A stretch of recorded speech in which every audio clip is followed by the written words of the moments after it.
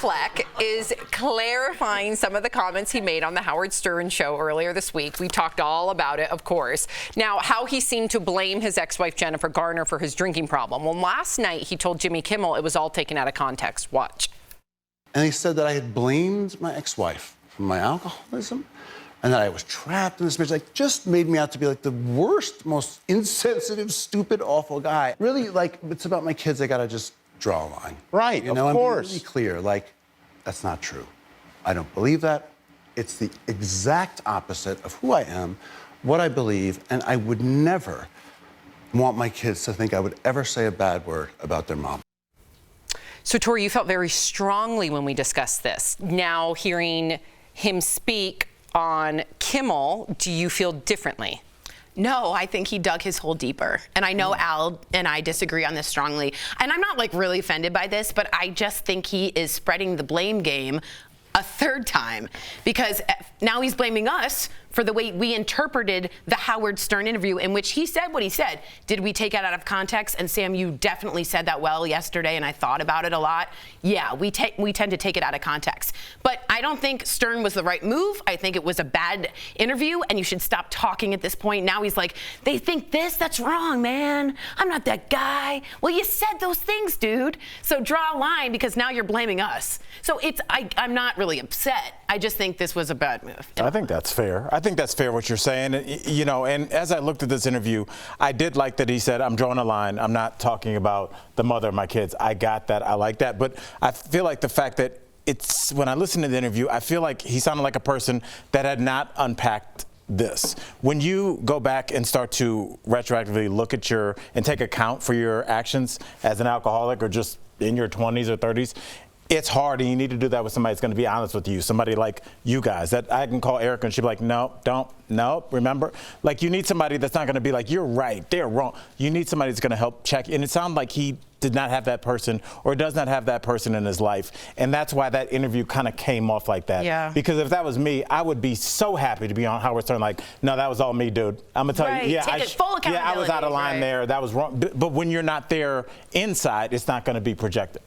I love that take, Al. I mean, your transparency is so golden, but I think it's freeing. Exactly, and has always been like, I am so embarrassed by the person that I have been in different stages of my life, but by really looking in the mirror and assessing that embarrassment as to why I made the calls that I made, why I did what I did in the moment, that is a very free place to be. I really question who made the call for Howard Stern to be that format, because that is a topic that should be handled with care, not a topic that is just kind of rambled on about for an hour, especially when you're trying to protect the people that you love. So do I think that he's a terrible person?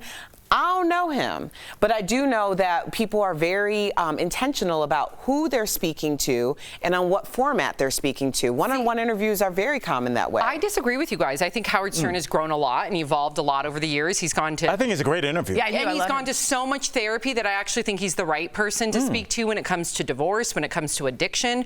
And I think we tend to, in this society, focus on one negative comment. Sure, could Ben Affleck have rephrased it? But then we never focus on the fact that he said he loves and respects Jennifer Garner. They're just not a right match. We never focus on the fact how he was very open about his alcoholism. We're only focusing on one little snafu. Sorry, Michael Dean, I don't know if I'm allowed to say that word. I was just told. One little gaffe that he made. Yeah, but it's a pretty big gaffe. It is, but in reality, no one's bringing up all the other stuff that was actually kind. Well, that's what we talk about when we say, and I don't want to cut you off, when we talk about like headline clickbait culture. You kind of have to know going into any interview, and I think you would, being as media savvy as you are, Sam, you would know that the one sentence I say that's going to be controversial about DBL is what is going to be at the top of that. True. So you would be more conscious of your words. And Ben Affleck should have known that too. You're both right. I think that, Sam, you're right. If you're speaking about things that have happened in your life and there's someone that can relate to you, that's a great format. But if you aren't ready to have that conversation freely, then that's not the place that you should go. How do you know if you're ready or not? If you're ready to hold accountability. Some people aren't great open books like we are. Therapy. Some people are just actors and they go on and they start to talk, but they might not have the tools, and they may never have those tools. But in my opinion, that doesn't mean that they're not allowed to speak. No, but maybe don't go on Howard Stern, because he's going to get that information on you, and you're going to maybe say it in an inflammatory way. Or maybe we're digging too deep. I think he said it. I think he said it. Good conversation. Okay.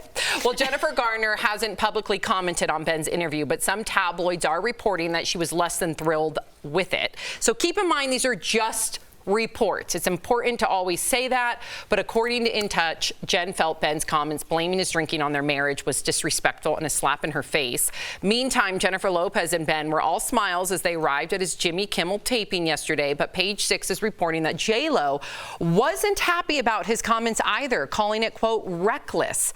So what do we think of these reported comments now, Tori? Well, because we heard from Ben Affleck himself and Howard Stern, I believe that more than I believe this. Can I be honest? Jennifer Garner is never going to say anything. She is so good at keeping her brand not messy.